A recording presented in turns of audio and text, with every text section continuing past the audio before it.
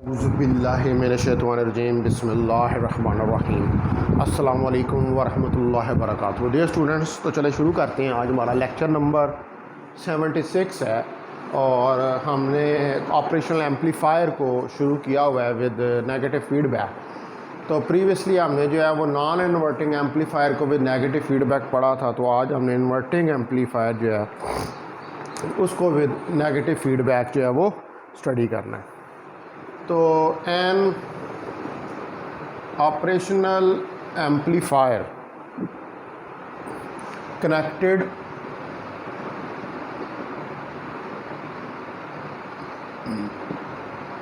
अगर आप किसी ऑपरेशनल एम्पलीफायर को कनेक्ट कर दें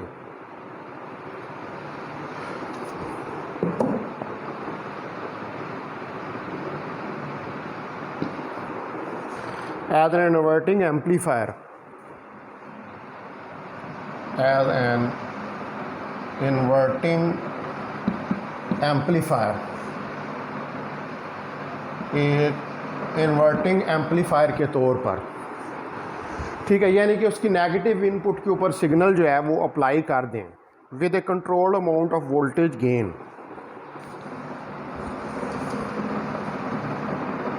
with A controlled amount of voltage gain is shown in figure 1A। इसको फिगर 1A के अंदर जो है वो शो किया गया। तो हम ये फिगर 1A जो है ये बनाते हैं। यहाँ पर ये देखें, ये आपके पास ऑपरेशनल एम्पलीफायर है, ये इसकी वी आउट है, आउटपुट है। यहाँ पर ये नेगेटिव और ये पॉजिटिव। अब नेगेटिव के ऊपर आपने इनपुट दी हुई है, तो पॉजिटिव जो है इसको आप ग्राउंडेड जो है वो कर देंगे और नेगेटिव जो है इसके साथ एक रेजिस्टेंस आ जाएगी और यहाँ पर ये इनपुट सिग्नल आएगा वी इन और इसको आप ग्राउंड जो है वो कर देंगे। ठीक है जी, ये आर आई रेजिस्टेंस आएगी। इसी तरह आउटपुट के साथ यहाँ से आउटपुट के साथ एक रेजिस्टेंस ये लगी होगी जिसको हम आर एफ कहेंगे, यानी कि जो फीडबैक की रेजिस्टेंस। तो दैट इज़ द फिगर, यानी कि ये फिगर किसकी है, फिगर 1A है। ये है इन्वर्टिंग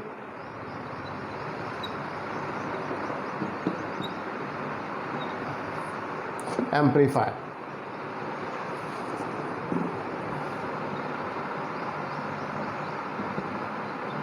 ठीक है जी, इसको आप इन्वर्टिंग एम्पलीफायर का नाम देंगे। तो जो इनपुट सिग्नल है is applied through a series input resistance R I.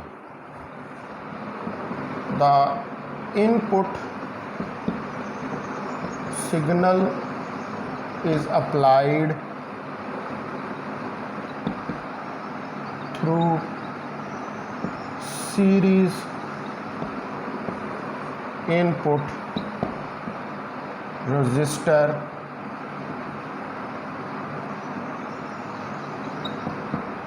Are I. Are I जो सीरीज़ के अंदर लगी हुई है, ये आप देख सकते हैं, सीरीज़ में इनपुट के साथ रेजिस्टेंस लगी है। इसके थ्रू जो है वो आपने सिग्नल जो है वो अप्लाई किया है to the inverting input, inverting input को, to the inverting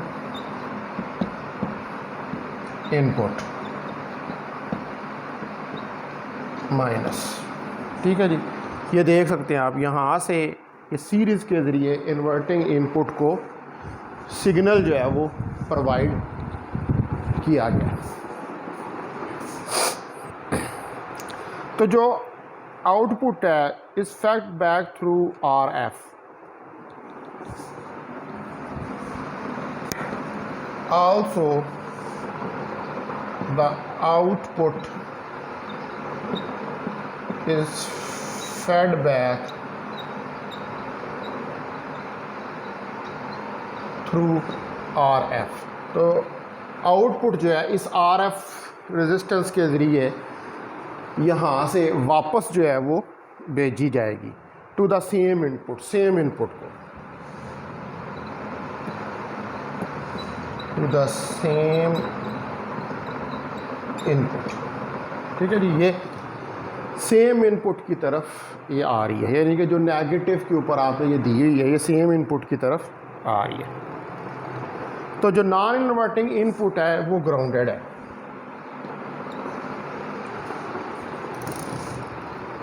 the non inverting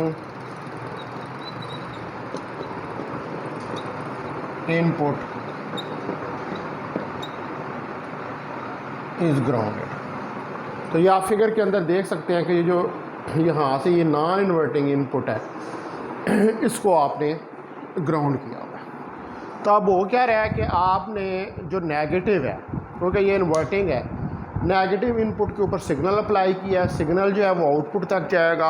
RF resistance लगी हुई है जो कि फीडबैक का मैकेनिज़्म कर रही है। वो RF रेजिस्टेंस जो है वो दोबारा जो आउटपुट है उसको RI के ज़रिए जो इनपुट है, जो इनपुट है, नेगेटिव इनपुट है, उसकी तरफ भेजेगी।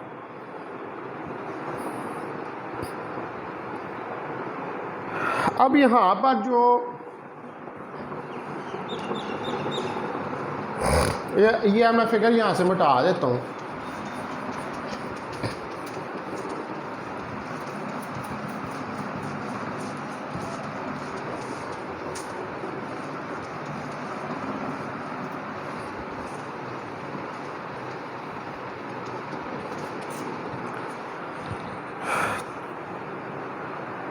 तो जो कंसेप्ट है इनफाइनाइट इनपुट इम्पीडेंस का, the concept of infinite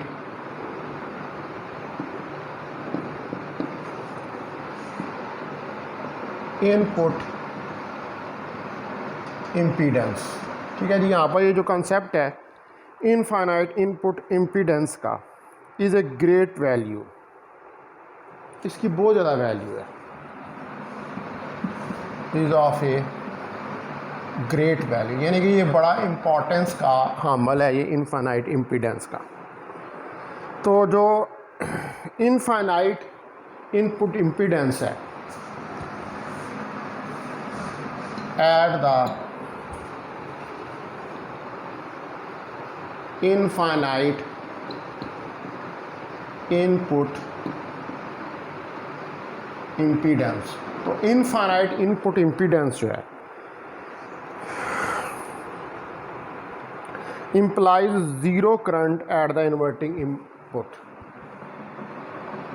implies the zero input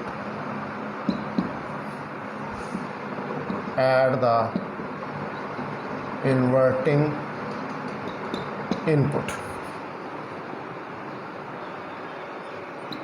तो इसका मतलब है कि अगर इम्पीडेंस जो है वो इनफाइनाइट हो जाए, ऑब्वियसली इनफाइनाइट तो बहुत ज़्यादा लार्ज वैल्यू है इम्पीडेंस की, तो फिर उसके नतीजे में ज़ीरो इनपुट जो है वो आपको मिलेगी इन्वर्टिंग, क्योंकि आप तो इम्पीडेंस इतनी ज़्यादा हो गया कि आपको ज़ीरो इनपुट या ज़ीरो करंट आप कह सकते हैं, या आपको मिलेगी इन्वर्टिंग ज़ीरो करंट मिलेगी इतनी ज़्यादा इम्पीडेंस के ऊपर, zero current at the inverting input. तो अब अगर यहाँ पर ज़ीरो करंट है, if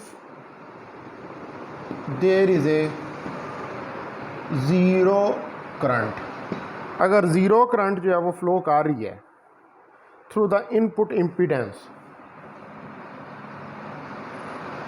through the input impedance, ठीक है, अगर ज़ीरो करंट है इनपुट इम्पीडेंस से, then there must be no voltage drop,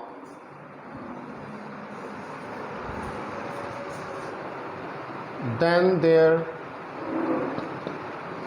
must be no voltage drop, तो फिर कोई वोल्टेज ड्रॉप जो है नहीं होगा between the inverting and non inverting inputs, between the inverting and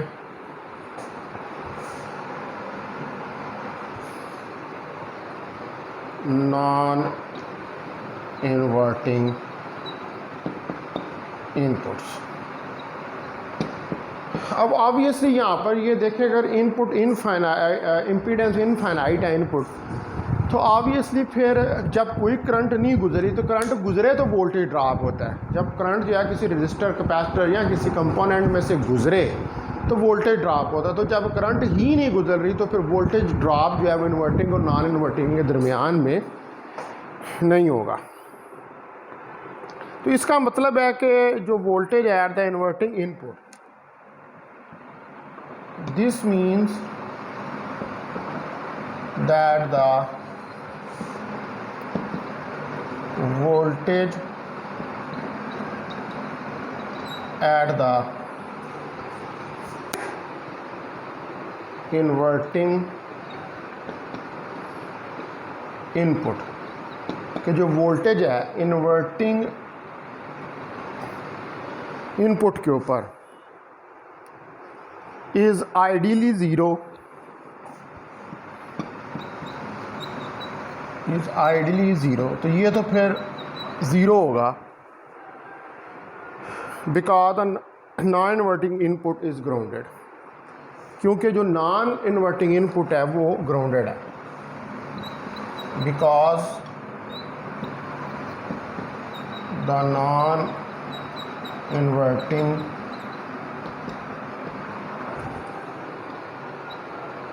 input is grounded.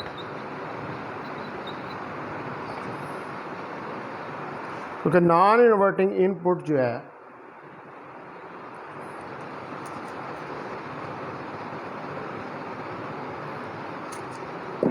Plus is grounded, वो तो grounded है, यानी कि वहाँ पर तो पोटेंशियल नॉन इन्वर्टिंग इनपुट के ऊपर तो पोटेंशियल ज़ीरो है, तो फिर लिहाजा इसीलिए वोल्टेज जो है वो इन्वर्टिंग इनपुट के ऊपर भी ज़ीरो होगा।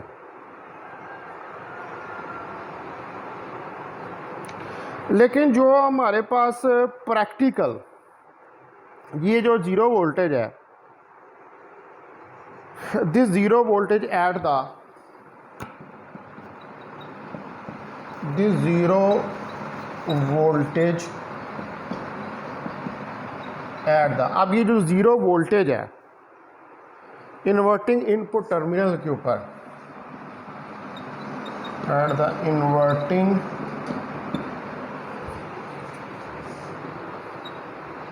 Input terminal,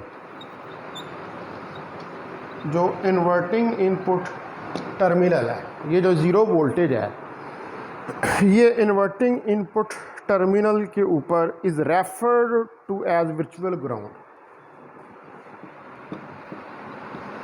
is referred to as a virtual ground.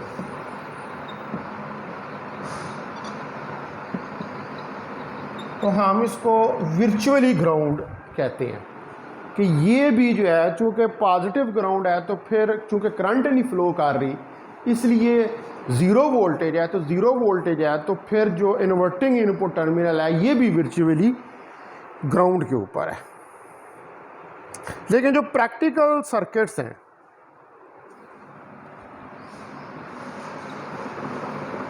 But in the practical circuits, यानी कि जो आइडियल्स नहीं है, जो रियलिटी के अंदर प्रैक्टिकली जो सर्किट्स हम यूज़ कर रहे होते हैं, virtual ground is a point very nearly at ground potential. Virtual ground is a point, तो वर्चुअल ग्राउंड जो है वो एक पॉइंट है, ठीक है जी, एक ऐसा पॉइंट है कि जो बहुत नज़दीक है, very nearly at ground potential,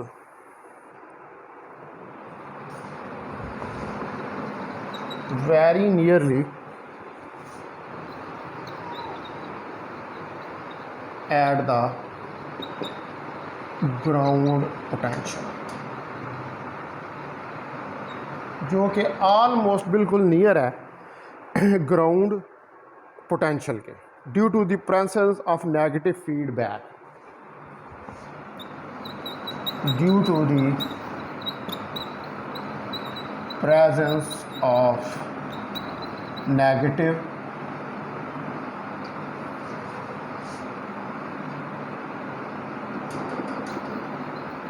feedback. ठीक है जी, जो कि नेगेटिव फीडबैक की वजह से, ठीक है। प्रैक्टिकल जो वर्चुअल ग्राउंड है, ये एक ऐसा पॉइंट है जो ग्राउंड पोटेंशियल, यानी कि हम इसको वर्चुअली कहते हैं, ये ग्राउंड पोटेंशियल के करीब है। और ये क्यों ग्राउंड पोटेंशियल के करीब है? क्योंकि यहाँ पर आपने नेगेटिव फीडबैक का सर्किट भी लगाया हुआ है, and A high open loop gain, जहाँ पर नेगेटिव फीडबैक भी है and A high open loop gain, और एक हाई ओपन लूप गेन भी आपके पास प्रेजेंट है।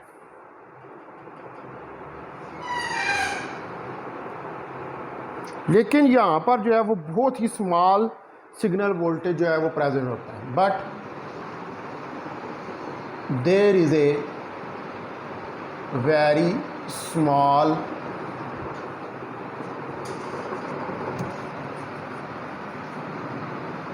Signal voltage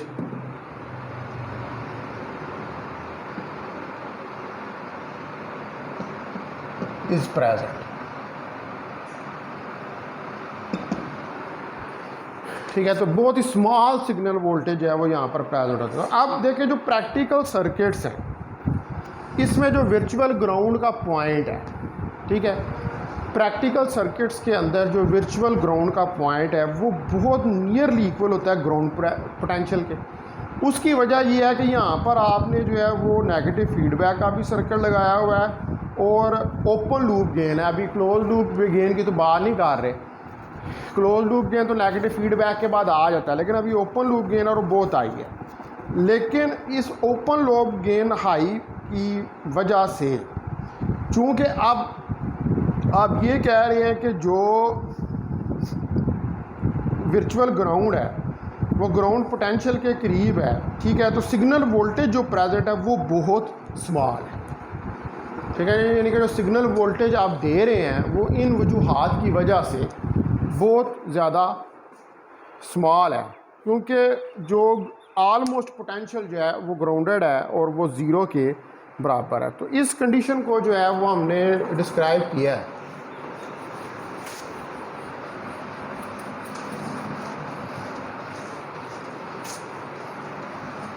in figure 1b,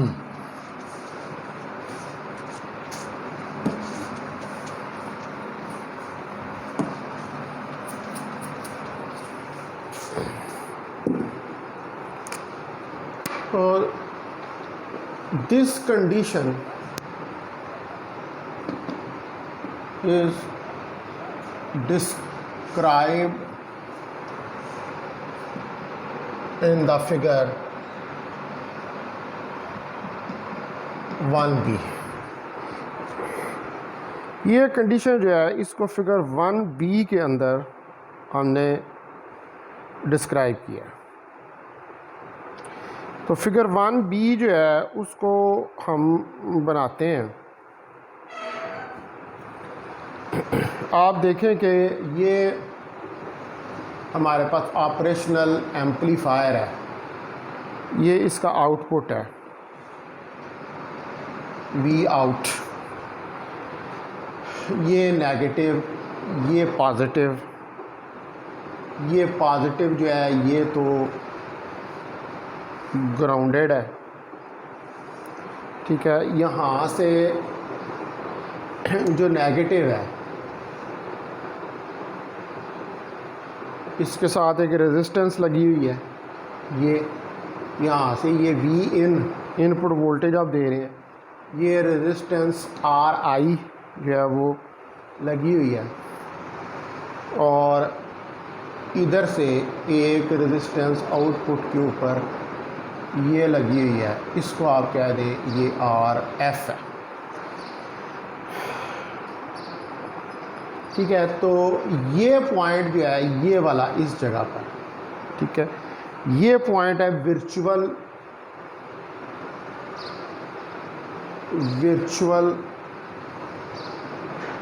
ground का, यानी कि जो 0 वोल्ट के ऊपर है, यानी कि इस जगह पर ये जो पोर्शन है इसमें आपके पास 0 वोल्ट है, यानी कि पोटेंशियल जो है वो 0 है। तो ये हमारे पास फिगर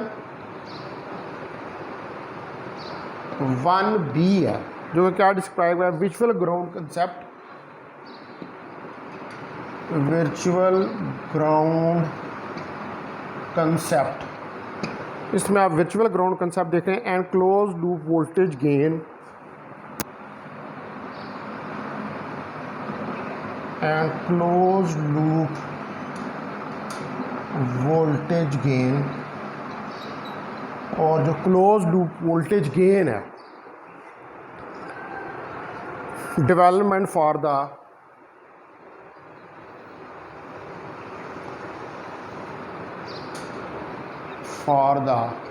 इन्वर्टिंग एम्पलीफायर।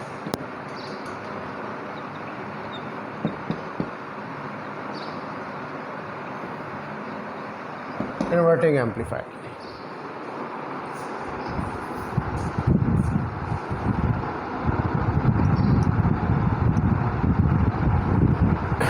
ठीक है जी। तो ये हमने यहाँ पर जो कंडीशन है उसको डिस्क्राइब किया है।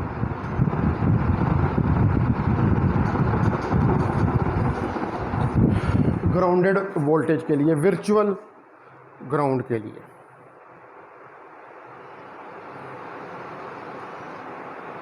तो इसका मतलब है कि यहाँ पर अब कोई करंट नहीं है, सो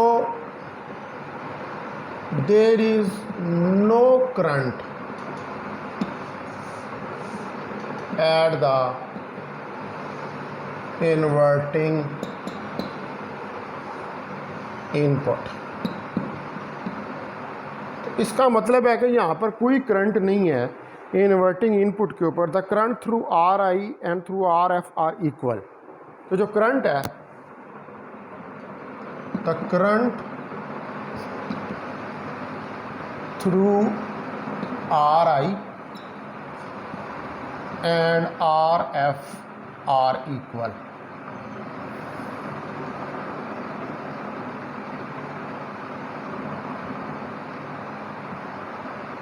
तो जो करंट्स गुजर रही हैं रेजिस्टेंस आर आई और आर एफ में से, चूँकि करंट है ही नहीं है तो वो फिर इक्वल हैं, as shown in figure 1C, जिसको अगर फिगर 1C के अंदर शो किया गया है। तो आप देखें, हम फिगर 1C जो हम बनाते हैं, ये देखें, यही हमारे पास एम्पलीफायर है, ये आपकी वी आउट है, यहाँ पर ये नेगेटिव और ये पॉजिटिव। पॉजिटिव जो है दैट इज़ ग्राउंडेड, ठीक है, ये ग्राउंडेड है। तो यहाँ से नेगेटिव से आपके पास ये रेजिस्टेंस आ रही है और ये इधर पॉइंट है वी इन का, वी इन का पॉइंट है, ये रेजिस्टेंस आर आई है, ठीक है। तो इधर ये पॉजिटिव नेगेटिव, इधर से आई इन करंट जो है वो ये पास कर रही है, ठीक है जी। यहाँ से ये आउटपुट कि ऊपर ये रेजिस्टेंस RF जो है वो लगी हुई है, ठीक है। इसमें से करंट जो पास कर रही है इधर से ये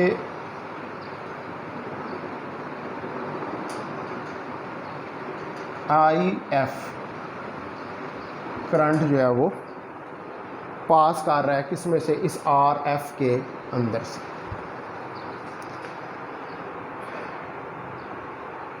तो यहाँ पर जो ये पॉइंट है, इधर जो करंट है, ठीक है, इसको आप कह लें कि ये करंट I1 है, तो ये ज़ीरो के बराबर है क्योंकि इस जगह पर 0 वोल्ट है, ये वर्चुअली ग्राउंडेड है, ठीक है। ये भी पॉजिटिव और ये नेगेटिव इस रजिस्टर। तो ये हमारे पास जो है फिगर 1C है, और ये फिगर क्या डिस्क्राइब कर रही है कि I in जो है वो IF के बराबर है, ठीक है। And current at the inverting input and the current at the inverting input, और जो करंट है इन्वर्टिंग इनपुट के ऊपर I1 that is equal to 0। ये आप देख सकते हैं I1 जो है ये यहाँ पर 0 है। तो फिर इसलिए I in और IF जो इनपुट रेजिस्टेंस में से करंट गुजर रही है और जो फीडबैक रेजिस्टेंस में से करंट गुजर रही है, वो करंट्स जो हैं वो एक दूसरे के बराबर है, ठीक है जी। तो इसका मतलब है कि I in जो है that is equal to IF। I in जो है वो IF के बराबर है। तो जो वोल्टेज है cross RI, the voltage across RI, अब रेजिस्टेंस इनपुट रेजिस्टेंस का जो वोल्टेज है वो इक्वल है, इक्वल्स V in, वो V in के बराबर है because the resistor is connected, because the resistor is connected to the virtual ground, क्योंकि रेजिस्टेंस जो है वो कनेक्टेड है वर्चुअल ग्राउंड से at the inverting input, at the inverting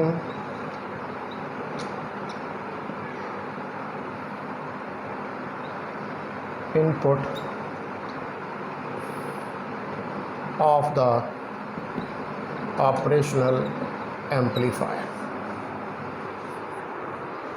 ठीक है जी, जो कि इन्वर्टिंग इनपुट जो है ऑपरेशनल एम्पलीफायर की उसके साथ कनेक्टेड है, ठीक है जी। तो लिहाजा देयरफॉर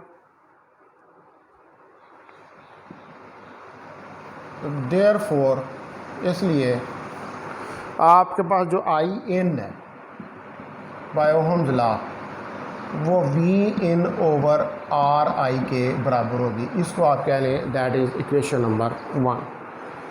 ये आपके पास इक्वेशन नंबर 1 है। अब जो वोल्टेज है across RF, also the voltage across RF, अब RF रेजिस्टेंस के अक्रॉस जो वोल्टेज है इक्वल्स -V आउट, वो -V आउट के बराबर है because of the virtual ground, because of the virtual ground, virtual ground की वजह से।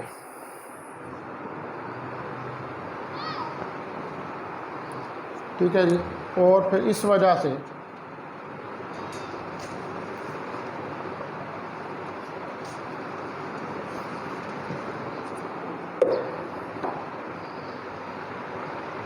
एंड देयरफॉर हमारे पास जो आई एफ है that is equal to minus V out over R F, that is equation number 2।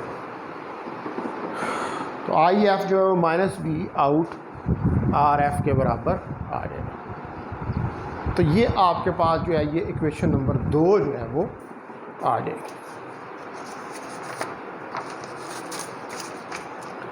तो अब हमें पता है कि since I F is equal to I in, I F जो आई इन के बराबर है, तो हमारे पास minus V out over R F is equal to V in over R I के बराबर आ जाएगा। तो V out over V in is equal to R F over R I जो है ये इसके बराबर है। अब V out over V in जो है ये गेन है एम्पलीफायर का।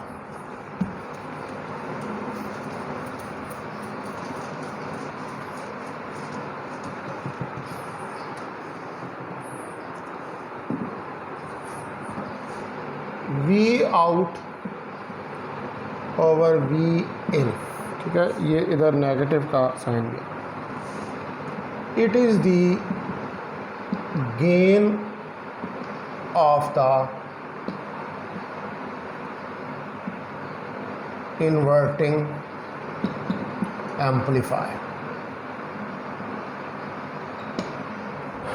तो ये आपके पास गेन है इन्वर्टिंग एम्पलीफायर का, ठीक है। और इसको हम कह देंगे कि ए सी एल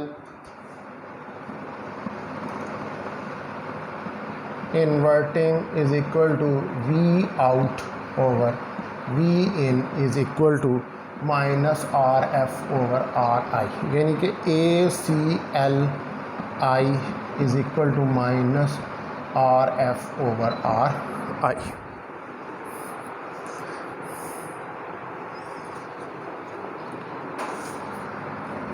तो इसको आप कह दें इक्वेशन नंबर 3। तो equation 3 shows that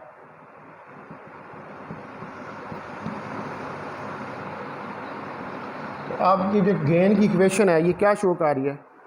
the close loop voltage gain, the close loop voltage gain, कि जो क्लोज लूप वोल्टेज गेन है ऑफ द इन्वर्टिंग एम्पलीफायर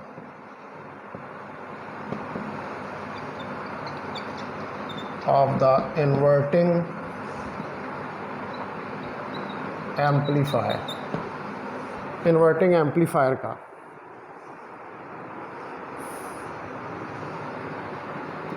यानी कि ACLI, ये जो गेन है इन्वर्टिंग एम्पलीफायर का, is the ratio of the feedback resistance, is the ratio of the feedback resistance RF to the input resistance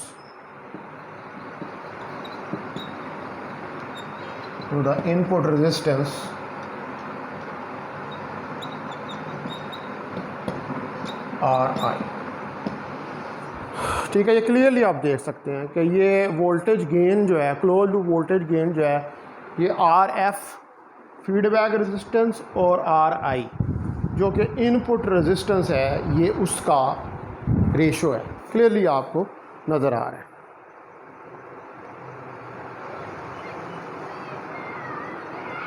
अब जो close loop voltage gain है, the close loop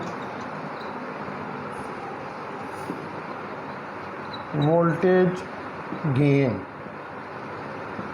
is independent. ये close loop voltage gain जो है ये independent है of the operational amplifiers internal open loop gain, of the operational amplifiers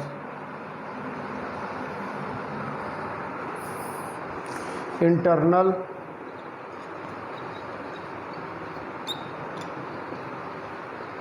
open loop gain.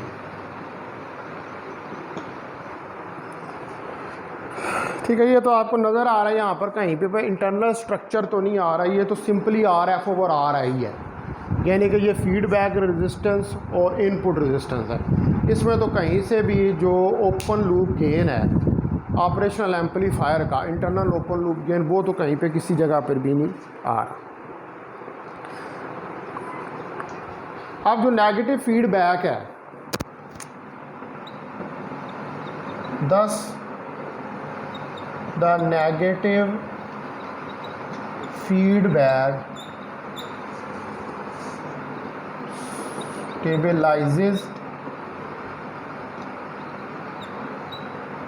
Stabilise करती है the voltage gain, the voltage gain. ठीक है जी, वो स्टेबलाइज करती है वोल्टेज गेन को, जो नेगेटिव फीडबैक है। ठीक है, नेगेटिव फीडबैक जो है वो स्टेबल, यानी कि उसको एक ख़ास हाथ से, ये कल भी हमने डिस्कस किया था, उसको एक हाथ से बढ़ने से रोकती है। और जो नेगेटिव का साइन है यहाँ पर, वो इंडिकेट करता है इन्वर्जन को।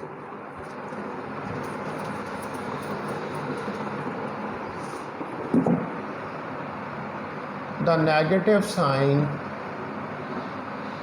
indicates the inversion।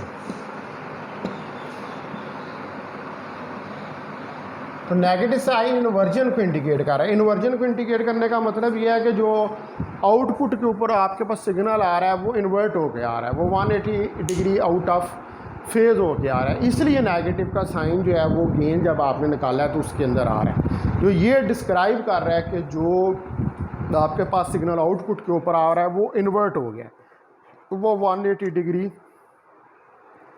Out of phase जो है वो हो गया। अब हमने देखना है इफ़ेक्ट्स ऑफ नेगेटिव फीडबैक। ये तो अब मैंने आपको जो है ये पढ़ा दिए हैं, inverting non inverting amplifier, feedback, negative feedback क्या होती है, क्यों ज़रूरी होती है, ये सारी चीज़ें जो हैं वो हमने डिस्कस कर ली हैं। अब नेक्स्ट हमने देखना है effect of negative feedback on operational amplifier impedances.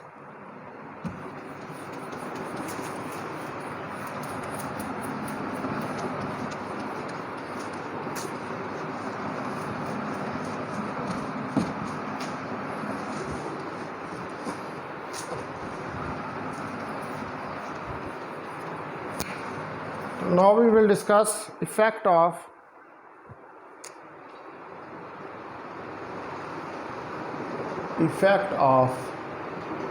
negative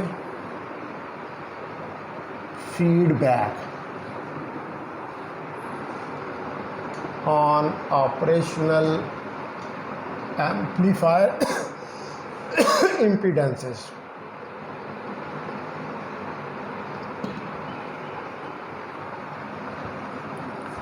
कि क्या इफ़ेक्ट आ रहा है नेगेटिव फीडबैक का ऑपरेशनल एम्पलीफायर्स की इम्पीडेंसेस के ऊपर। Now we have to discuss that. तो जो नेगेटिव फीडबैक है, negative feedback affects the input and output impedances, affects the input and output impedances of the operational amplifier. तो ये effect करती हैं इनपुट और आउटपुट इम्पीडेंसेस जो हैं ऑपरेशनल एम्पलीफायर के। ठीक है जी, तो हम अब इसको यहाँ पर डिस्कस करेंगे सारे इफ़ेक्ट को। तो पहले नंबर पर हम देखते हैं impedances of non inverting amplifier. Impedances of non inverting amplifier. तो पहले नंबर पर हम नॉन इन्वर्टिंग एम्पलीफायर जो है उसकी इम्पीडेंस को देखते हैं। तो इसमें पहले नंबर पर हम देखेंगे इनपुट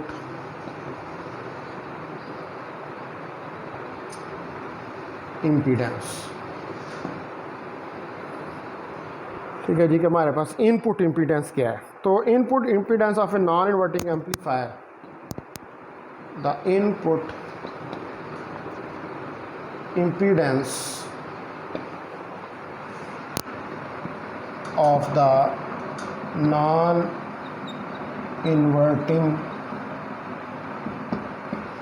amplifier। तो जो इनपुट इम्पीडेंस होती है नॉन इन्वर्टिंग एम्पलीफायर की can be developed with the aid of figure 1A। Can be developed with the aid of figure 1A। Figure 1A की मदद से हम इसको डेवलप कर सकते हैं। तो मैं यहाँ पर ये फिगर 1A जो है इसको बनाता हूँ। आप देखें कि ये हमारे पास ऑपरेशनल एम्पलीफायर है, ये उसका आउटपुट है, वी आउट है। ठीक है, यहाँ पर नेगेटिव, यहाँ पर पॉजिटिव, इसके साथ ये वी इन इनपुट आ रही है, ये पॉजिटिव सॉरी इसको आप पॉजिटिव कह रहे हैं और इसको हम नेगेटिव कह रहे हैं। और ये जो नेगेटिव है इसको भी हम जो है वो कनेक्ट करते हैं, लेकिन यहाँ पर एक ये रेजिस्टेंस लगाएं और इधर एक ये रेजिस्टेंस लगाएं और इसको ग्राउंड कर दें। तो ये RF है और ये RI है। ये वोल्टेज डिवाइडर हमने जो है यहाँ पर लगाया और इसको यहाँ से लाकर इसके साथ मिला दें नेगेटिव को। ये यहाँ से फीडबैक वोल्टेज जो है वो आ रहा है।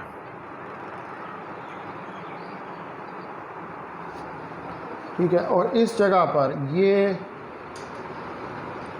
जो वोल्टेज है इधर ये VD है। ठीक है, और यहाँ पर जो B है इस जगह पर जो अटेन्युएशन है वो RI प्लस RF के बराबर है।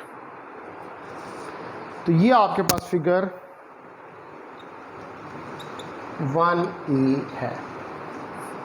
ठीक है, जिससे हमने डेवलप किया है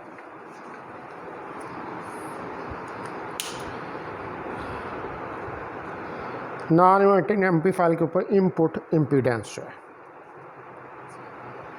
आप अब अज्यूम करें स्मॉल डिफरेंशियल वोल्टेज, अज्यूम ए स्मॉल डिफरेंशियल वोल्टेज VD। एक स्मॉल डिफरेंशियल वोल्टेज है जो इस फिगर में दिखाया हमने, इसको अज्यूम करें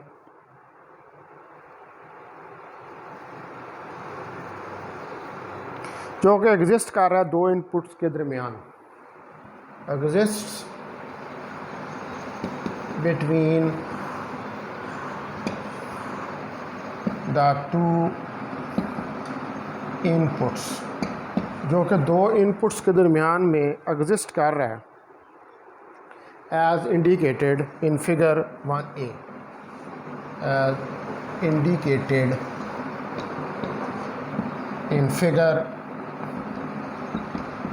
1A। ठीक है ना, ये डिफरेंशियल वोल्टेज है नेगेटिव और पॉजिटिव के दरमियान। ये नेगेटिव वोल्टेज, एक डिफरेंशियल वोल्टेज जो है वो अपीयर हो रहा है इस नेगेटिव और पॉजिटिव के दरमियान में, जिसको हमने VD का नाम जो है वो दिया। तो इसका मतलब है कि you can not assume, this means that you cannot assume, कि आप ये assume नहीं कर सकते the operational amplifier input impedance, the operational amplifiers input impedance, कि जो ऑपरेशनल एम्पलीफायर की इनपुट इम्पीडेंस है टू बी इनफाइनाइट, तो वो इनफाइनाइट हो, टू बी इनफाइनाइट, यानी कि इनफाइनाइट, जैसे हमने पहले कहा कि आइडियली अगर वो इनफाइनाइट हो, are the input current to be zero, are the input current to be zero, और जो इनपुट करंट है वो जाहिर बात है इनपुट इम्पीडेंस इनफाइनाइट होगी, तो फिर इनपुट करंट भी ज़ीरो के बराबर होगी। तो जो इनपुट वोल्टेज है express the input voltage as, तो जो इनपुट वोल्टेज है उसको हम राइट डाउन कर सकते हैं कि V in is equal to VD plus VF, इसको इक्वेशन नंबर 1 कह दें कि जो इनपुट वोल्टेज है उसमें VD और VF दोनों जो है वो इंक्लूड हो रहे हैं।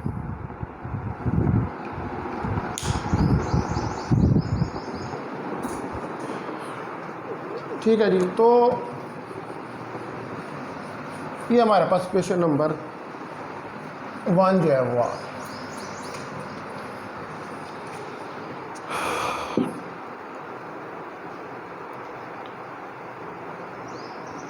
अब जो VF है, as VF is BV out, VF जो है वो BV आउट के बराबर है, और इसको अगर हम पुट कर दें इक्वेशन 1 में, पुट इट इन इक्वेशन 1, तो V in is equal to VF plus BV out, sorry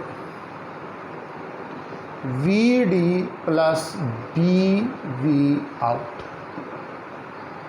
के बराबर ही आ जाएगा। इसको आप कह दें कि ये इक्वेशन नंबर 2 है।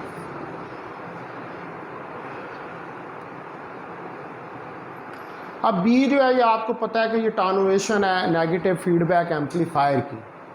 B it is the attenuation of the negative feedback amplifier। ये तो आपको पता है कि ये attenuation है नेगेटिव फीडबैक एम्पलीफायर की, और ये बराबर होती है B RF RI plus RF के। इसको इक्वेशन नंबर 3 का नाम आप दे दो।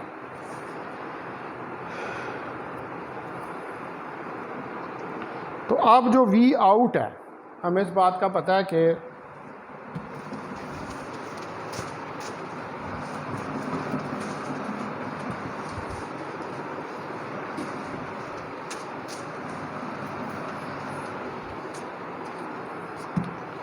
सिंस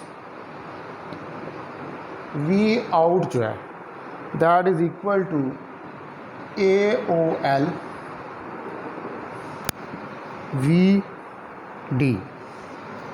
VD के बराबर होता है ये। तो AOL is the open loop gain,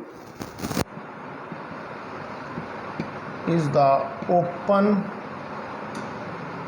loop gain of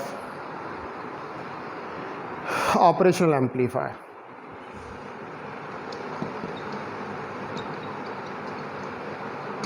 तो AOL जो है वो तो लूप गेन है ऑपरेशनल एम्पलीफायर का। अब जो V इन है आपके पास, ये वैल्यू जो है V आउट की, इसको आप पुट कर दें इस क्वेश्चन नंबर 2 में, तो VD plus B AOL VD, ये वैल्यू मैंने पुट कर दी। ठीक है, यहाँ से VD को कॉमन निकाल लें, तो VD 1 प्लस B AOL के बराबर आ जाएगा।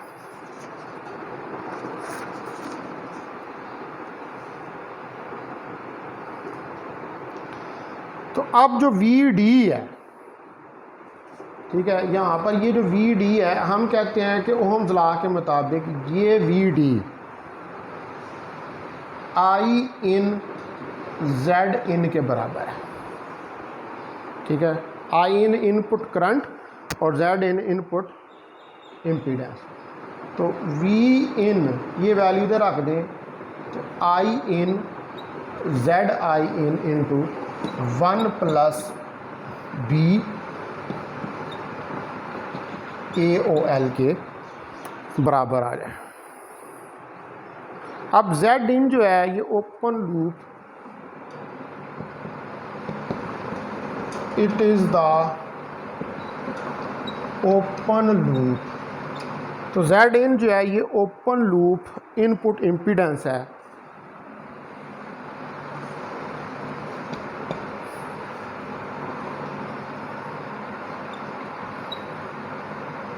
Impedance of operational amplifier. ठीक है, ये इनपुट इम्पीडेंस है ऑपरेशनल एम्पलीफायर की without feedback connection, without the feedback connection, बगैर फीडबैक कनेक्शन Z इन। ठीक है, ये input open loop input impedance है। तो क्लोज लूप तो तब होगी ना कि जब जो है आप वो फीडबैक का जो कनेक्शन है वो लगा देंगे।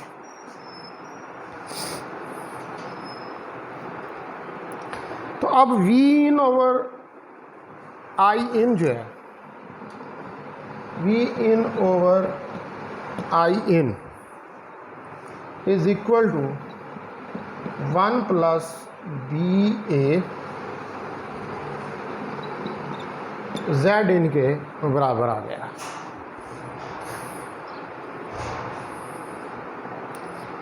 अब जो V in over I in है, V in over I in ये बराबर है input impedance of a close loop,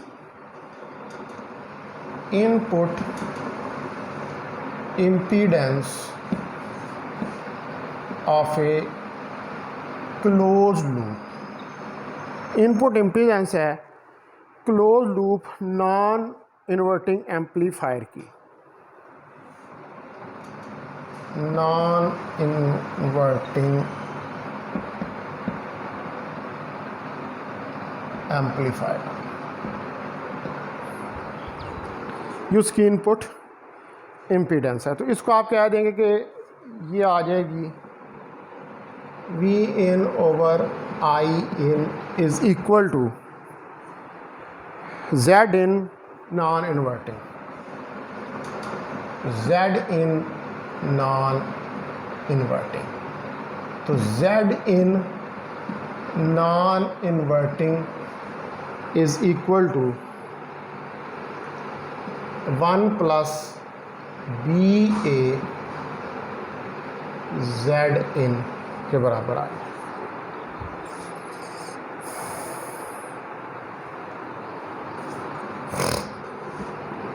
तो इसको कह दें कि ये इक्वेशन नंबर 4 है। तो अब ये इक्वेशन नंबर 4 जो है ये क्या शो कर रही है,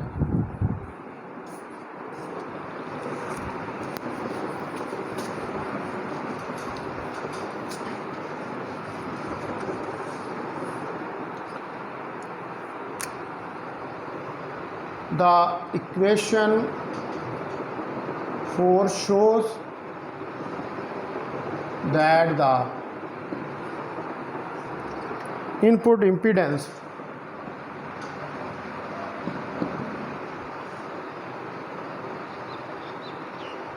of the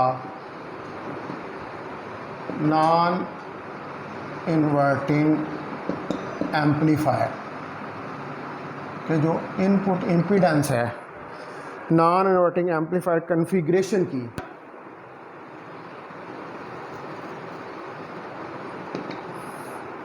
with negative feedback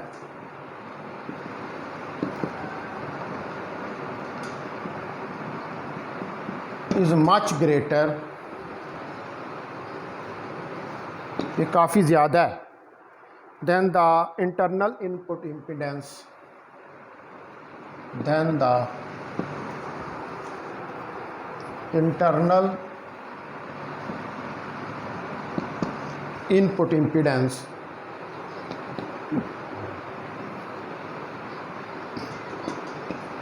of the operational amplifier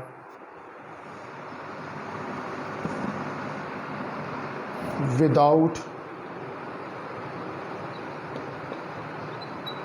feedback। तो अब आप ये देख सकते हैं कि ये जो निकली है ये इस फैक्टर से, ये इस फैक्टर से इससे जो है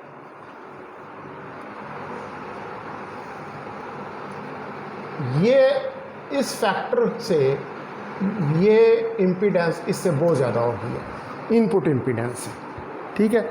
तो जो इक्वेशन 4 है वो क्या बता रही है कि जो इनपुट इम्पीडेंस है नॉन इन्वर्टिंग एम्पलीफायर कॉन्फ़िगरेशन की, जब आपने नेगेटिव फीडबैक लगा दी है, तो जब नेगेटिव फीडबैक लगा दिया है तो वो बहुत ज़्यादा हो गया है एज़ कम्पेयर टू द उस इनपुट इम्पीडेंस के कि जब नेगेटिव फीडबैक नहीं लगी। यानी कि जब नेगेटिव फीडबैक लग जाती है तो इम्पीडेंस बहुत ज़्यादा इंक्रीज़ हो जाती है, ठीक है। ये तो बात होगी इनपुट इम्पीडेंस की। अब आ जाए आप आउटपुट इम्पीडेंस के ऊपर।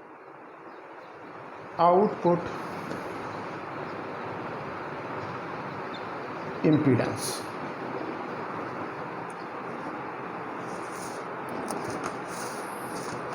ठीक है जी, कि आउटपुट जो है आउटपुट की इम्पीडेंस वो इस केस में कितनी होती है।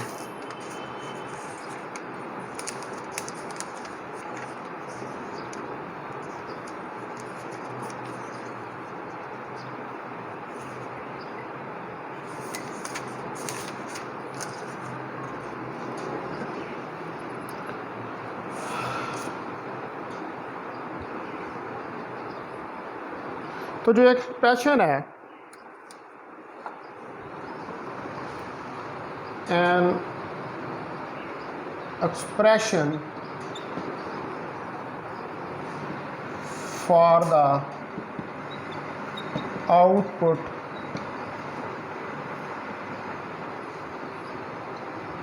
impedance of the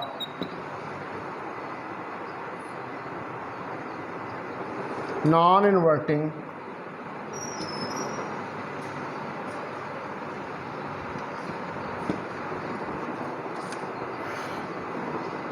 amplifier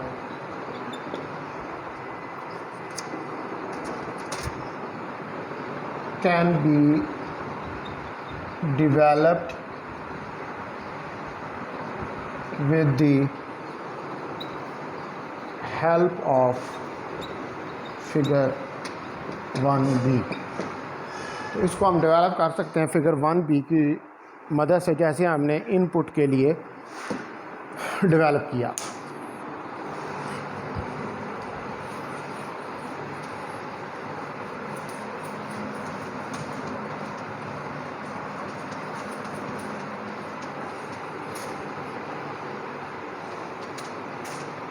तो यहाँ पर पहले हम फिगर जो है इसको बनाते हैं।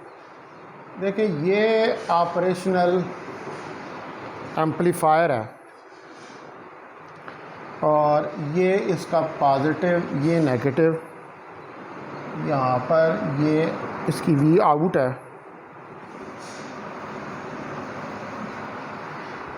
ठीक है जी, इधर पॉजिटिव के साथ जो है ये आपने इसको वी इन, इनपुट जब नॉन इन्वर्टिंग है तो वी इन दिया हुआ है, और इधर आपके पास उसी तरह ये रेजिस्टेंस और ये रेजिस्टेंस लगी है, इस पर ग्राउंड किया। ये आर एफ है, ये आर आई है, और ये नेगेटिव के साथ जो है टर्मिनल ये इससे जाकर मिल रहा है। ये वी एफ है इधर, और इसके दरमियान में जो डिफरेंशियल वोल्टेज है, डिफरेंस है दो इनपुट्स के वोल्टेज का, वो वी डी है। अब यहाँ पर इसके अंदर एक रेजिस्टेंस है और ये यहाँ पर सिग्नल है, और इसको इधर से ग्राउंड जो है वो किया गया है। ये एक्चुअली जो है ये Z आउट है, ये आउटपुट इम्पीडेंस है, और ये जो है ये है AOL VD के बराबर। अब यहाँ से ये जा रही है I आउट, जो आउटपुट करंट है। तो Z out non inverting, Z out non inverting, that is equal to V out over I out, V out over I out के बराबर है। ठीक है जी, जो ये वाला पोर्शन है हमारे पास, इसको डॉटेड लाइन से शो कर दें।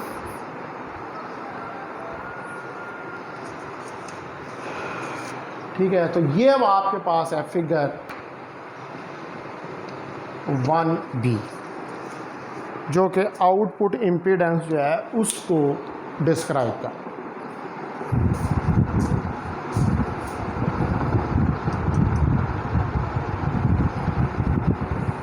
ठीक है जी, तो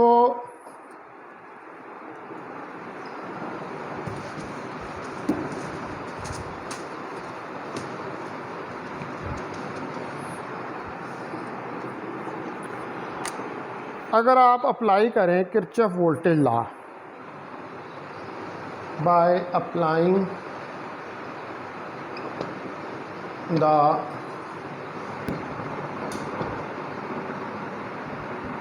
किरचॉफ वोल्टेज लॉ, ठीक है, अगर आप अप्लाई करें किरचॉफ वोल्टेज लॉ को to the output circuit, to the output circuit के ऊपर, तो हमारे पास आ जाएगा V आउट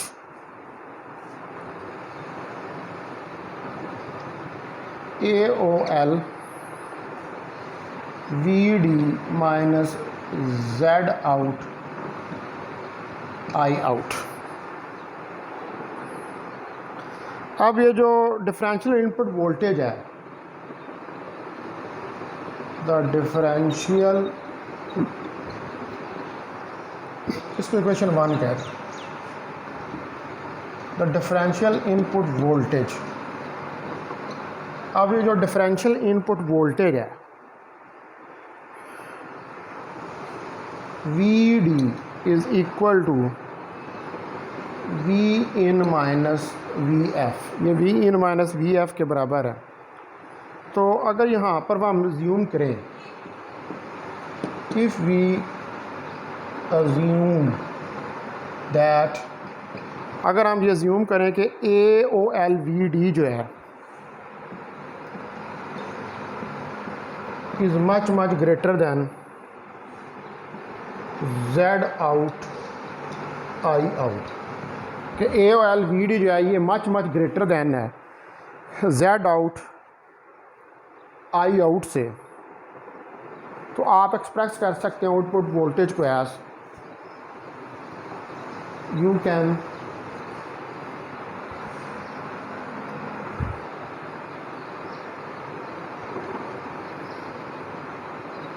express the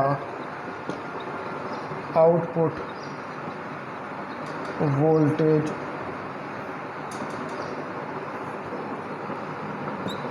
तो आप आउटपुट वोल्टेज जो है उसको एक्सप्रेस कर सकते हैं कि जो वी आउट है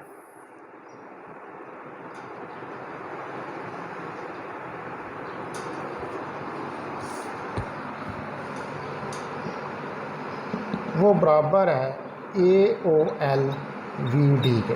अब इसको तो आपने निगलेक्ट कर दिया क्योंकि ये इससे बहुत बड़ा हो गया।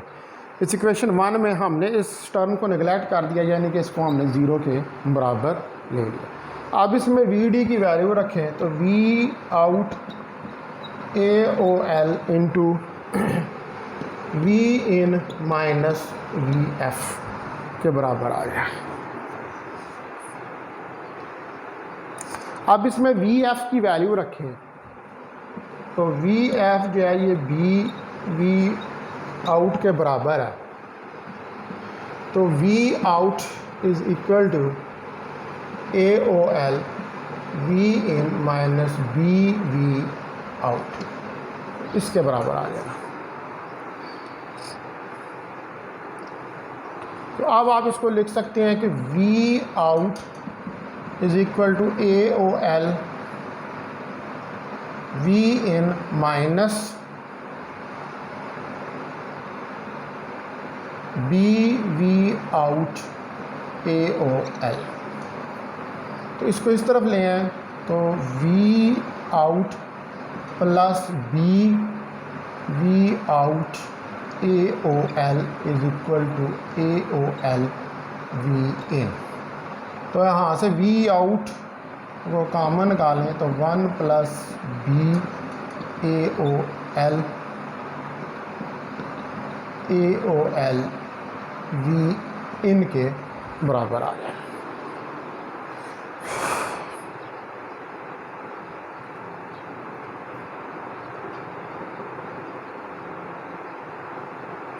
अब जो आउटपुट इम्पीडेंस है नॉन इन्वर्टिंग एम्पलीफायर की,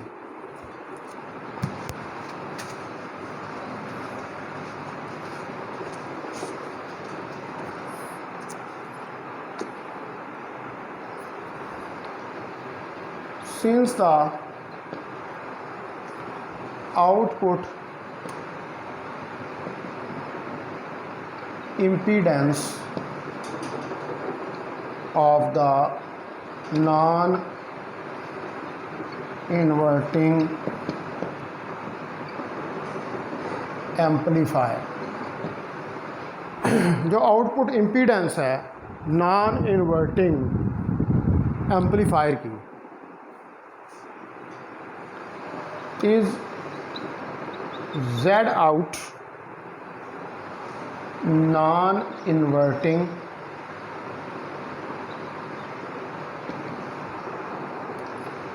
V out over I in के बराबर है। तो अब इसको अगर आप सब्स्टिट्यूट कर दें इस इक्वेशन के अंदर, ठीक है, तो ये हमारे पास आ जाएगा A O L V in is equal to 1 plus AOL B into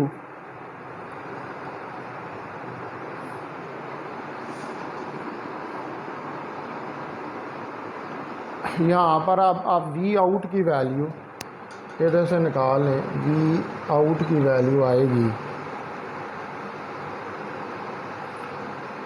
I in Z out non inverting. तो ये यहाँ पर पुट कर दें तो ये आएगी I in Z out non inverting.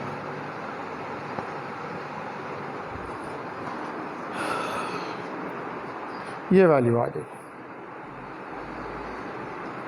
अब इस एक्सप्रेशन को डिवाइड करें आप by I out. Divide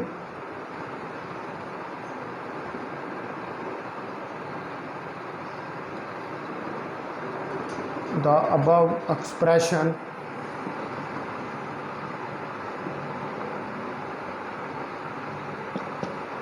by I out. ये जो एक्सप्रेशन है इसको आई आउट से डिवाइड करें तो ये आ जाएगा AOL B in divided by I out, that is equal to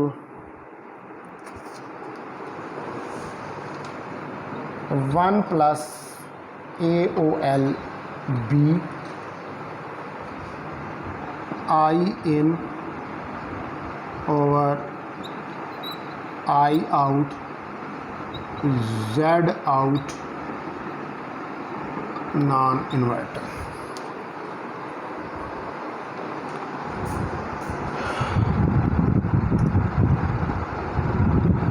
ठीक है जी, ये एक्सप्रेशन जो है ये आपके पास आ जाए।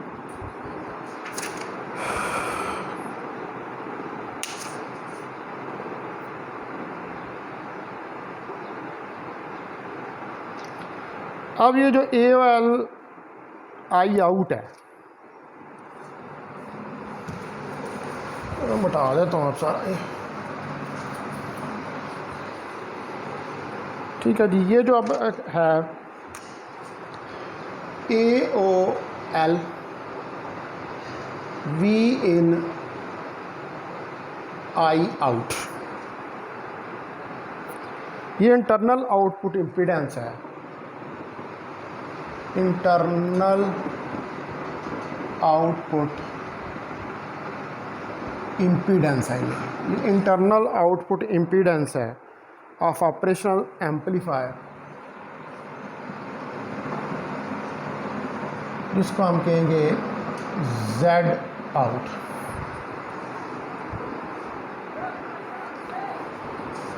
बिकॉज विदाउट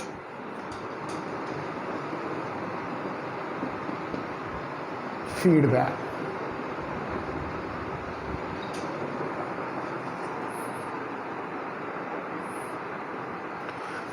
ठीक है जी। तो इसलिए AOL V in जो है that is equal to V out। तो यहाँ पर ये आ जाएगा V out over I out is equal to 1 plus AOL B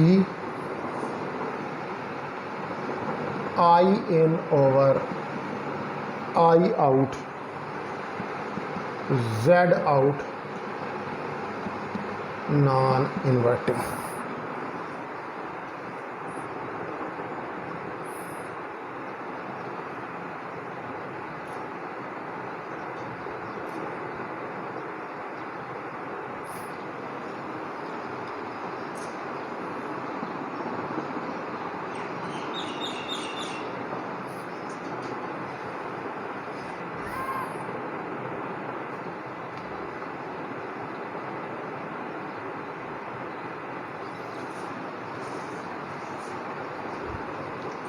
और ये यहाँ पर था आई आउट, ठीक है। तो आई आउट था तो ये भी आई आउट होगा, तो ये तो आपस में कैंसिल हो जाएंगे, ठीक है। ये यहाँ पर नहीं है।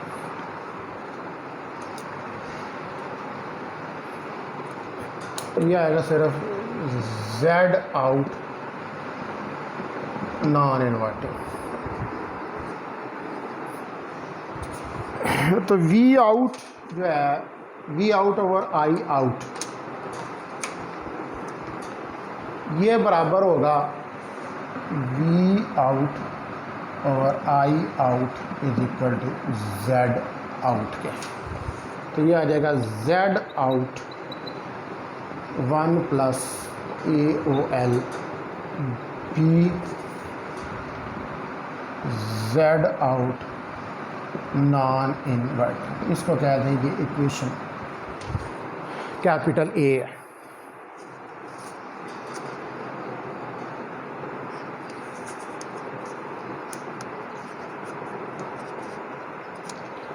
लिहाजा जो जेड आउट है नॉन इन्वर्टिंग, अब वो उसकी वैल्यू यहाँ से क्या निकलेगी,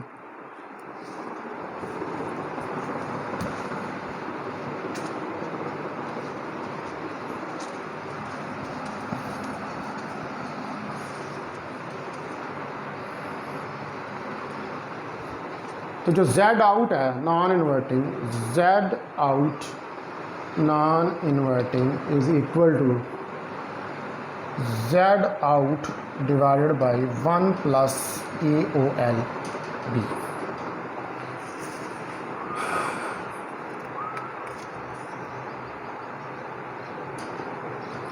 इसको कह दें ये इक्वेशन नंबर बी है। तो इक्वेशन बी जो है शोज़, वो ये शो करती है that the output impedance of the non-inverting amplifier configuration, the output impedance of the non-inverting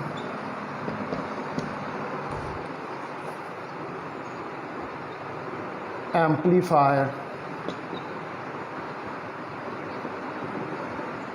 configuration, तो जो नॉन इन्वर्टिंग एम्पलीफायर कन्फिग्रेशन है उसकी जो आउटपुट इम्पीडेंस है with negative feedback, with negative feedback is much less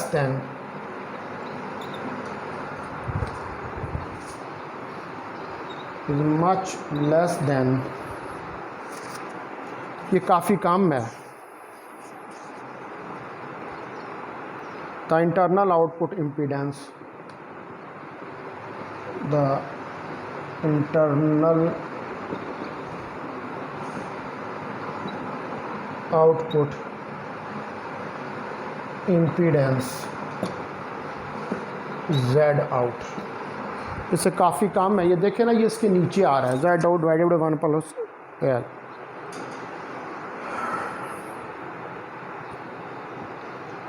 Z out of the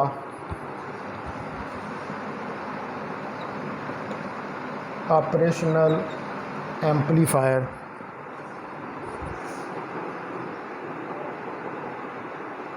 without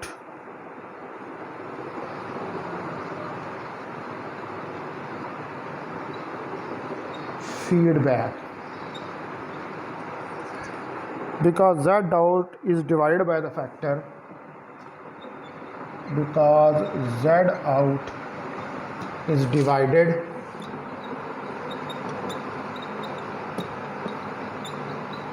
by the factor 1 plus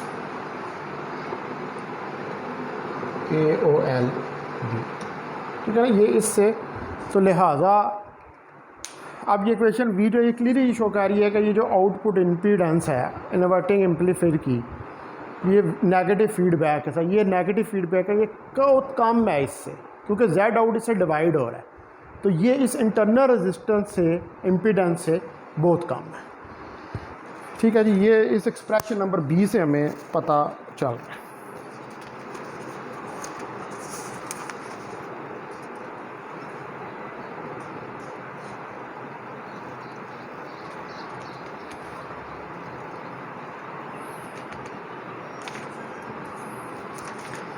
उसके बाद जो है वो हम देखते हैं impedance of voltage follower, voltage follower impedances, next topic.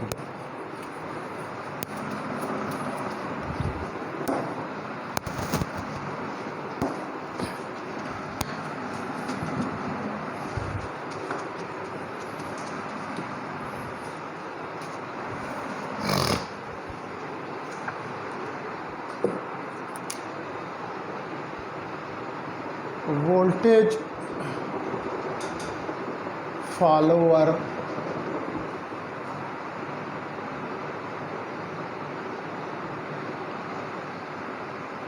impedances. So our next topic is voltage follower impedances.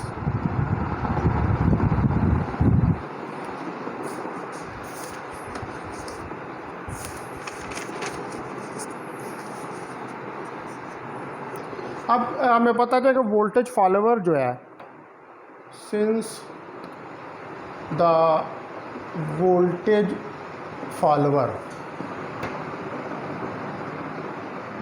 Is the special case, तो voltage follower जो है ये एक स्पेशल केस है of the non inverting amplifier configuration, of the non-inverting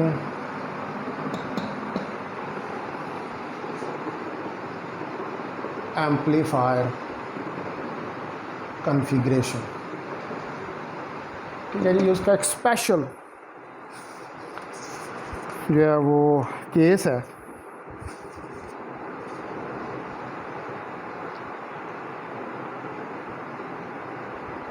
तो same impedance formula जो है वो इस्तेमाल होंगे, same impedances formulas are used, but हमें पता है कि बी जो है वो 1 के बराबर होता है इन वोल्टेज फॉलोवर केस के अंदर। तो लिहाजा Z in voltage follower is equal to 1 plus AOL। अब इसमें B1 हो जाएगा तो Z in आ जाएगी। इसी तरह Z out VF जो है that is equal to Z out, और यहाँ पर भी B1 हो जाएगा 1 प्लस AOL आ जाएगा।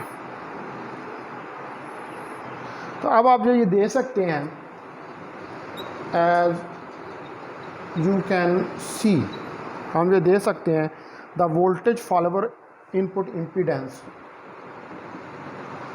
The voltage follower input impedance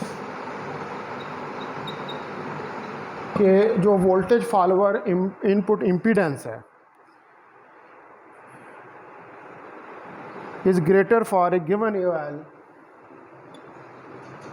is greater for a given AOL, given AOL के लिए ग्रेटर है, and Z in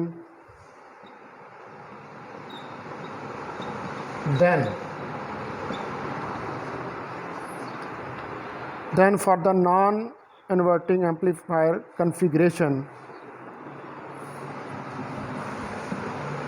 then for the non-inverting amplifier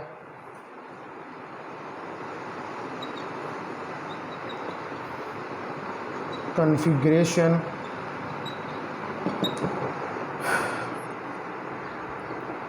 with the voltage divider feedback circuit, with the voltage divider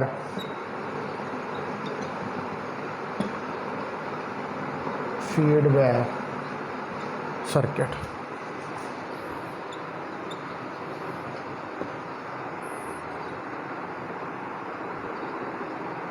तो output impedance भी है वो भी काफ़ी small है. Also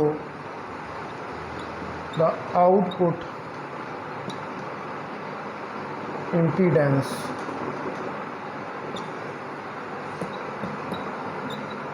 is much smaller. अब वोल्टेज फॉलोवर के अंदर आपको पता है कि बी जो है that is equal to 1. B जो है वो 1 के बराबर हो जाता है. तो वही फार्मूला जो नॉन इन्वर्टिंग के लिए हमने कैलकुलेट किए हैं वही फार्मूले जो हैं वो यहाँ पर हमने राइट डाउन किए हैं. तो जेड इन वी एफ 1 प्लस जेड इन. तो अब आप यहाँ पर देख सकते हैं कि जो वोल्टेज फॉलोवर इनपुट इम्पीडेंस है वो ग्रेटर है फॉर ए गिवन ए वाला जेड इन से than for the non inverting amplifier configuration. Non inverting amplifier configuration के कारण क्योंकि यहाँ पर अब फीडबैक का सर्किट नहीं है. इसी तरह जो जेड आउट है वो भी मच स्मॉलर है क्योंकि वहाँ पर भी फीडबैक का सर्किट नहीं है क्योंकि जो टेनुएशन बी है उसको आपने 1 के बराबर कर दिया. इसलिए ये रिज़ल्ट जो हैं ये नॉन इन्वर्टिंग से डिफरेंट हो गया. अब नेक्स्ट टॉपिक जो है वो हमारा वो इम्पीडेंसेस ऑफ इन्वर्टिंग एम्पलीफायर है.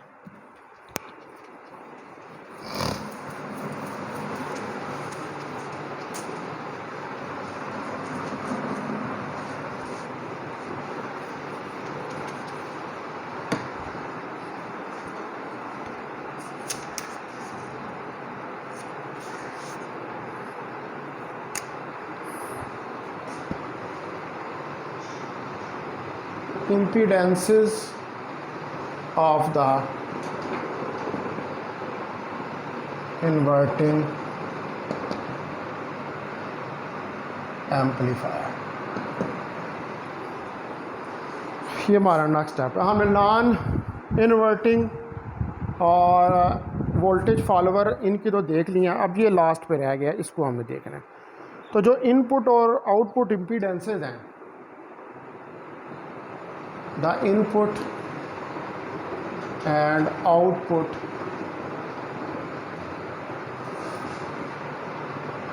impedances. तो जो इनपुट और आउटपुट इम्पीडेंसेस हैं of an inverting operational amplifier configuration of an inverting operational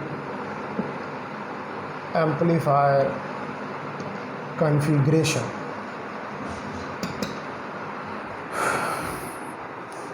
are developed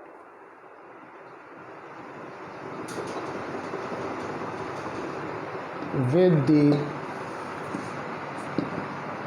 help of figure 1a. तो इनको हम डेवलप कर सकते हैं with the help of figure 1a. तो मैं पहले यहाँ पर फिगर 1a जो है वो बनाता हूँ. ये देखें, ये आपके पास ऑपरेशनल एम्पलीफायर है. ये इसका नेगेटिव है, ये इसका पॉजिटिव है.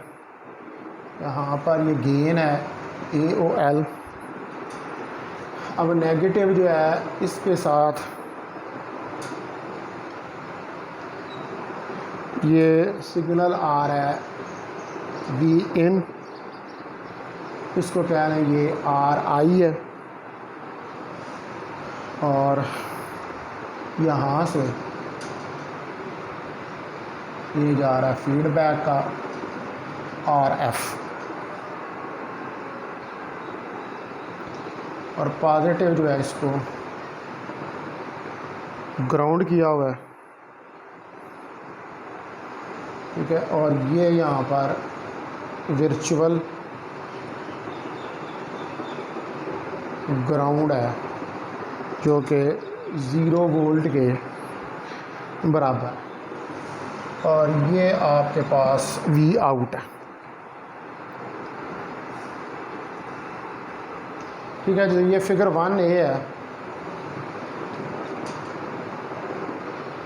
इन्वर्टिंग एम्पलीफायर है।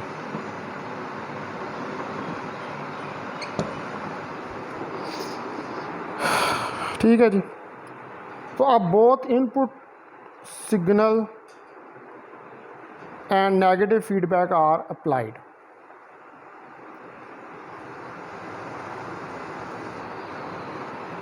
Both the input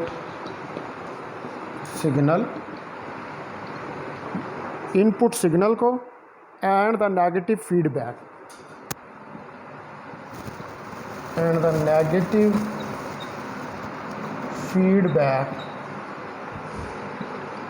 are applied. और नेगेटिव फीडबैक जो है उसको आपने अप्लाई किया through registers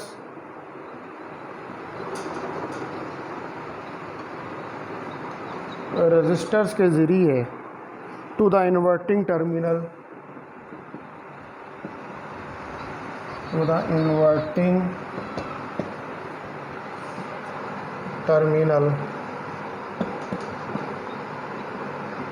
as shown in figure 1A, जैसा कि हमने फिगर 1A के अंदर ये शो किया।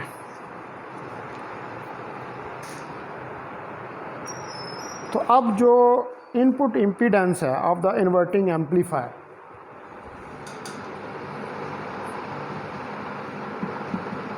the input impedance of the inverting amplifier। अब जो इनपुट इम्पीडेंस है इन्वर्टिंग एम्पलीफायर की वो Z in I inverting is equal to RI, वो RI के बराबर। That is equation number 1।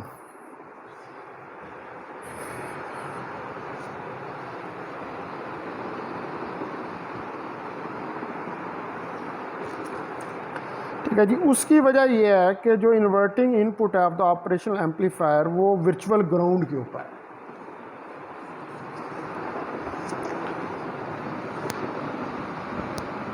This is because,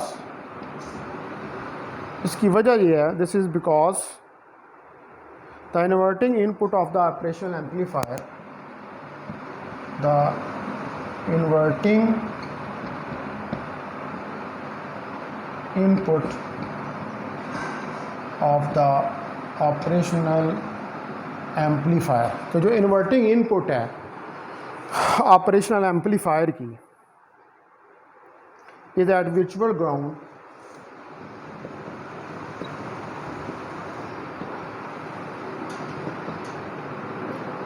वो तो वर्चुअल ग्राउंड 0 वोल्ट पे, या फिगर में दे सकते हैं। ये वर्चुअल ग्राउंड 0 वोल्ट के ऊपर है।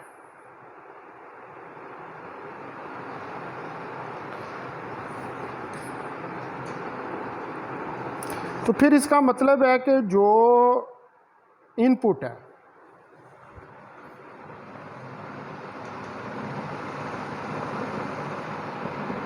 एंड द इनपुट, और अब जो इनपुट है source simply seize,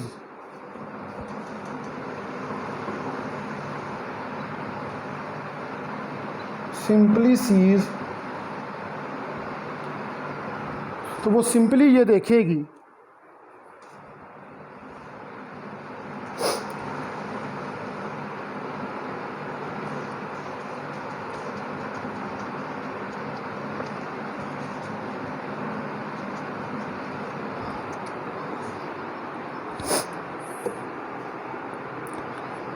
RI to the ground, simply sees RI to the ground as shown in figure 1B, जैसा कि फिगर 1B के अंदर शो किया गया। तो हम फिगर 1B बनाते हैं यहाँ पर। ये देखें कि यहाँ पर ये इनपुट रेजिस्टेंस आ रही है, ये आपके पास जो है ये ग्राउंड है, ठीक है। इसको हम कहेंगे वर्चुअल ग्राउंड। ये फिगर 1B है और ये आपके पास RI है, ठीक है। और इधर से आप भी इन दे, तो RI जो है वो तो आपको वर्चुअल ग्राउंड के ऊपर नज़र आ रही है।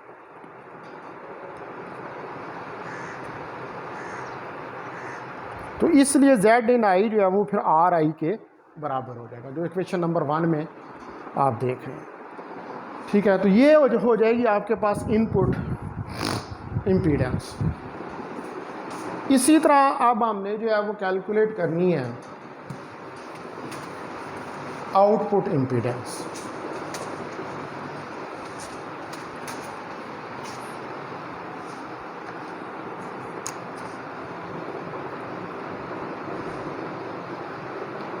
आउटपुट इम्पीडेंस, तो नॉन इन्वर्टिंग एम्पलीफायर के साथ as with a non inverting amplifier, operational amplifier, तो जो नॉन इन्वर्टिंग ऑपरेशनल एम्पलीफायर है, the output impedance of inverting amplifier, the output impedance of inverting amplifier, तो जो आउटपुट इम्पीडेंस है inverting amplifier की is decreased by a negative feedback. तो वो negative feedback की वजह से डिक्रीज़ हो जाती है। तो जो एक्सप्रेशन है, in fact the expression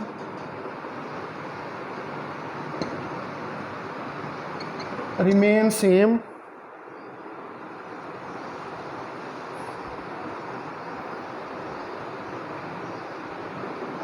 as for the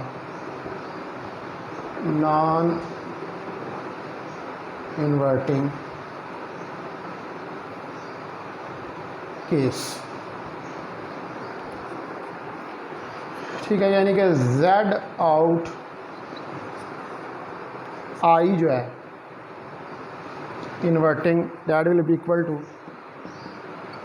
Z out divide by 1 plus AOL B के बराबर आ गया। इसको आप इक्वेशन A जो है वो क्या है, तो ये वही एक्सप्रेशन जो है वो आ जाएगा। उसकी वजह ये है कि यहाँ पर भी नेगेटिव फीडबैक लगी हुई है, और जो नेगेटिव फीडबैक है उसकी वजह से आउटपुट इम्पीडेंस इन्वर्टिंग एम्पलीफायर की जो है वो डिक्रीज़ हो रही है।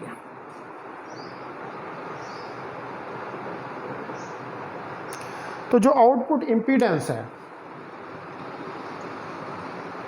The output impedances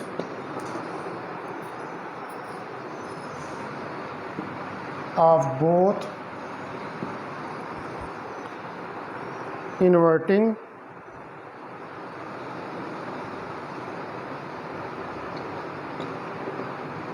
and non inverting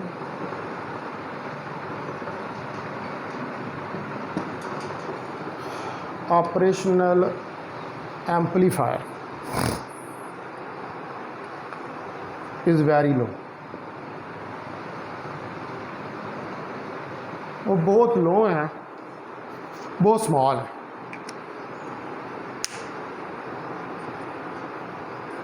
तो इनफैक्ट ये प्रैक्टिकल केसेस में ऑलमोस्ट ज़ीरो होती हैं।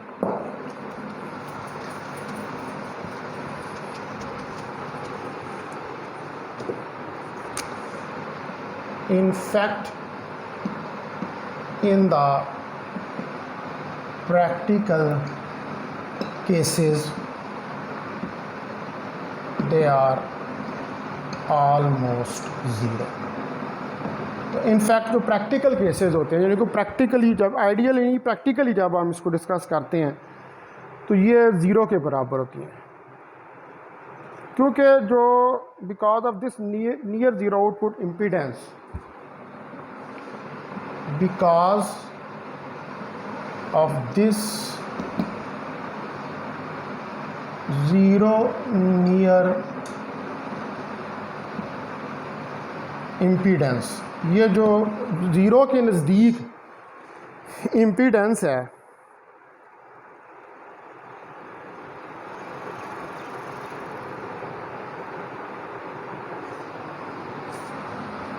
Zero near output impedance, because of this ये जो आउटपुट इम्पीडेंस है इसकी वजह से any load impedance with in the limits, any load impedance within the limits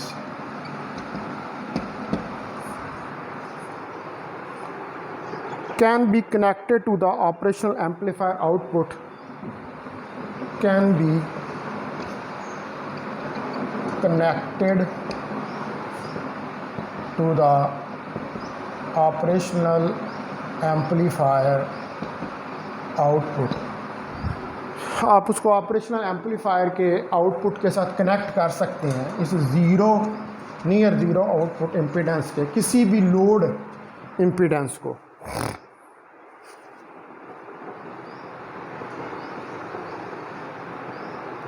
and not change the output voltage, और आउटपुट वोल्टेज को ना चेंज करें, एंड नॉट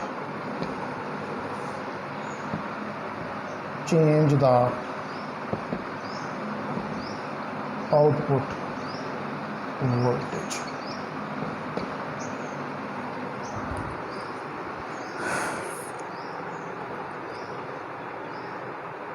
तो जो लिमिट्स हैं for the load impedances,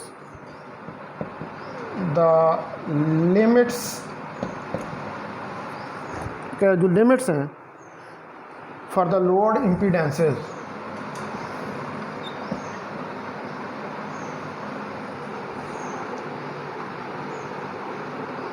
for the load impedances, जो load के ऊपर आपने इम्पीडेंसेस लगाई हैं, are determined by the maximum peak to peak swing, are determined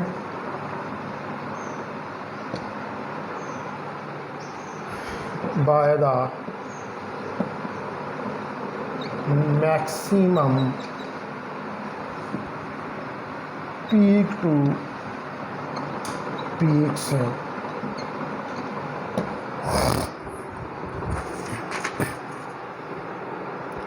of the output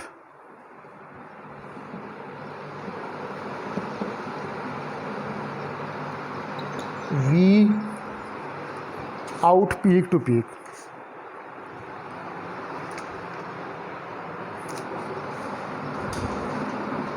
VO peak to peak,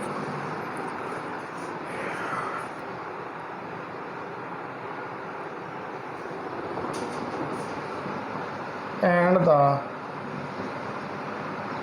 current limit of the operational amplifier।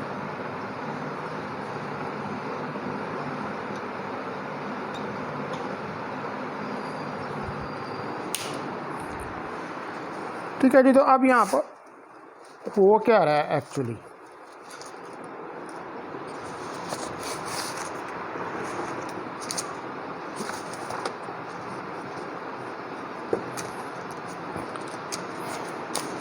Basically जो है आप अगर सारा आउटपुट इम्पीडेंस जो है इसको देखें, पहले नंबर पे तो बात है कि जो नॉन इन्वर्टिंग एम्पलीफायर है इसमें जो आउटपुट इम्पीडेंस है